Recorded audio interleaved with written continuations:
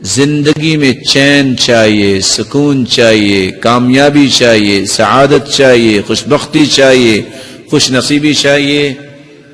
عقبہ بن عامر کی بات کو غور سے سنیے، اللہ کے رسول نجات کیا ہے؟ قال لا يزال لسانك رطبا من ذکر اللہ، تیری زبان اللہ کے ذکر سے تر ہو، دنیا میں بھی نجات ہے اور آخرت میں بھی نجات ہے۔ آپ کثرت سے استغفار کریں، چلتے پھرتے استغفر اللہ، لا الہ الا اللہ، الحمدللہ، لا حول ولا قوة الا باللہ، حسبی اللہ ونعم الوکیل۔ آپ اس کی لذتیں دیکھیے کہ آپ کی زندگی میں کیسے آتی ہے۔ اور قرآن کیا کہتا ہے؟ فَقُلْتُ اسْتَغْفِرُوا رَبَّكُمْ إِنَّهُ كَانَ غَفَّارًا يُرْسِلِ السَّمَاءَ عَلَيْكُمْ مِدْرَارًا وَيُمْدِدْكُمْ بِأَمْوَالٍ وَبَنِينَ وَيَجْعَلْ لَكُمْ جَنَّاتٍ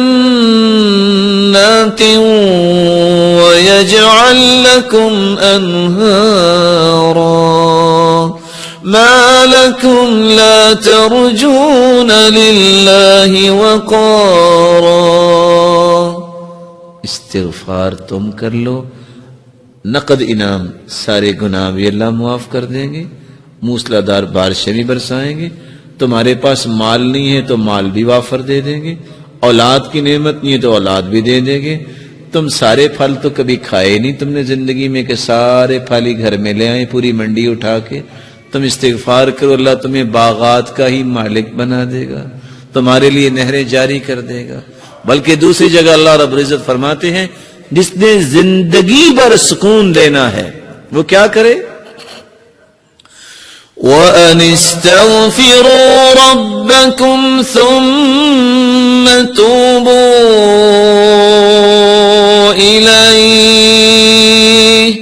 يُمَتِّعْكُمْ مَتَاعًا حَسَنًا إِلَىٰ أَجَلٍ مسمى۔ استغفار کر لو، جب تک زندہ رہو گے اللہ تمہیں چین نصیب فرما دے گا۔ تم جسمانی کمزوری، مالی کمزوری، خاندانی کمزوری، ملی کمزوری کی شکایت کرتے ہو، ساری کمزوریوں کو قوتوں میں بدلنا چاہتے ہو تو اس کا علاج کیا ہے؟ وَيَا قَوْمِ اسْتَغْفِرُوا رَبَّكُمْ ثُمَّ تُوبُوا إِلَيْهِ يُرْسِلِ السَّمَاءَ عَلَيْكُمْ مِدْرَارًا وَيَزِدْكُمْ قُوَّةً إِلَىٰ قُوَّتِكُمْ وَلَا تَتَوَلَّوْا مُجْرِمِينَ۔ استغفار تم کر لو، اللہ تعالیٰ تمہاری ہر کمزوری کو قوت میں بدل دیں گے۔ امام احمد بن حنبل رحمۃ اللہ علیہ گھر سے نکلے، مسجد پہنچے، کہتے ہیں کہ لیٹ ہو گیا ہوں، مسجد والے سے کہا مجھے کچھ آرام کا موقع دے دیجئے۔ کہا نہیں ہمارا نظام ہے، یہاں نہیں کچھ ہو سکتا، جیسے آج بھی بڑے بڑے نظام دنیا میں موجود ہیں۔ کہا چلو مجھے کچھ یہاں انتظار کا موقع دے دو۔ ابھی یہ بات ہو رہی تھی تو ایک نان بھائی گزرا جس کا کام تھا نان بنانا۔ اس نے کہا اس کو میرا مہمان بننے دو، آپ کیوں اس کو کچھ کہہ رہے ہو؟ گھر لے گیا، چارپائی پہ لٹایا اور خود آٹا لیا اور کیا کرتا ہے؟ استغفر اللہ استغفر اللہ، آٹا گوندھ رہا ہے اور ساتھ استغفر اللہ کہہ رہا ہے۔ اور امام احمد بن حنبل دیکھ رہے ہیں، پوچھتے ہیں آپ کو استغفار نے کچھ فائدہ بھی دیا؟ کہتے ہیں جناب فقیر آدمی تھا، جب سے استغفار کیا مال سنبھالا نہیں جا رہا، اور جب سے استغفار کر رہا ہوں جو خواہش کرتا ہوں اللہ پوری کر دیتے ہیں، لیکن چند دنوں سے خواہش کر رہا ہوں وہ صرف پوری نہیں ہوئی، باقی ساری پوری ہوگی۔ کہا وہ کون سی خواہش ہے جو پوری نہیں ہوئی؟ کہا میں نے اللہ سے دعا کی تھی، یا اللہ، وہ سنا ہے امام احمد بن حنبل ایک ہیں، بڑے نیک انسان ہیں، یا اللہ میری بھی ملاقات کروا دے ان سے۔ کہا وہ تو میں ہی ہوں. وَقَدْ جُرِرْتُ إِلَيْكَ جَرًّا، آج میں گھر سے نکلا جیسے فرشتہ شاید تیرے ساتھ ملاقات ہی کروانے کے لیے مجھے لے کے آیا ہے. مَنْ لَزِمَ الْإِسْتِغْفَارَ جَعَلَ اللَّهُ لَهُ مِنْ كُلِّ هَمٍّ فَرَجًا وَمِنْ كُلِّ ضِيقٍ مَخْرَجًا وَرَزَقَهُ مِنْ حَيْثُ لَا يَحْتَسِبُ. جو کثرت سے استغفار کرتا ہے اللہ تعالیٰ اس کی تنگی کو آسانی بنا دیتے ہیں، اللہ تعالیٰ اس کی مصیبت کو خوشی بنا دیتے ہیں، اور وہاں سے رزق عطا کرتے ہیں جہاں سے اس کو کبھی گمان نہیں ہوا. اللہ کا ذکر یہ 5واں اصول ہے کامیاب زندگی گزارنے کے لیے، اور کثرت سے درود پڑھنا. اللہم صلی علی محمد وعلی آل محمد كما صلیت علی ابراہیم وعلی آل ابراہیم انک حمید مجید. اللهم بارك على محمد وعلى آل محمد كما باركت على إبراهيم وعلى آل إبراهيم إنك حميد مجيد. من صلى من أمتك صلاة واحدة، ایک مرتبہ جو درود پڑھتا ہے، انعام کتنے ہیں؟ 5.